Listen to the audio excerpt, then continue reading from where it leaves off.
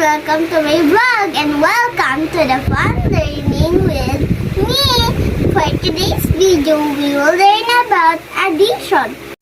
What is addition? Addition is an operation in math to add numbers. The main parts of addition is addends, the equal sign, and the sum.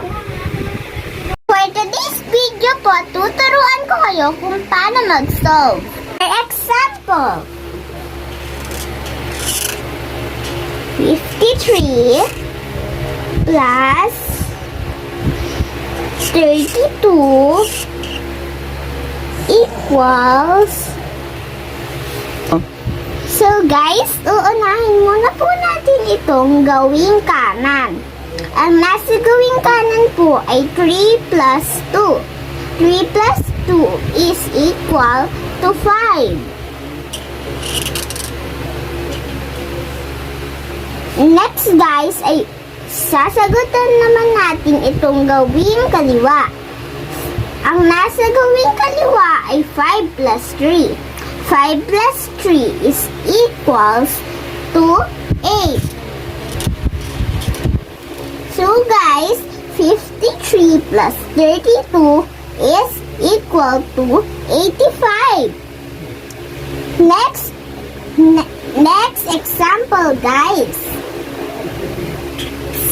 72 plus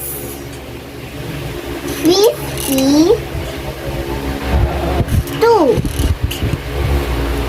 is equal to, so guys, tulad nga ng sinabi ko kanina, uunahin natin itong gawing kanan. Ang nasa gawing kanan ay 2 plus 2. So, ang 2 plus 2 is equal to 4. Sa gawing kaliwa naman ay nakalagay ay 7 plus 5. 7 plus 5 is equal to 12.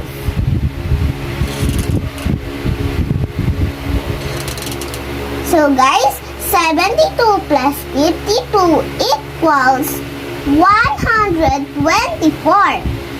Sana may natutunan kayo for today's video. At abangan niyo ulit ako sa susunod nating pag-aaral. Don't forget to like, share, and subscribe. Goodbye, guys!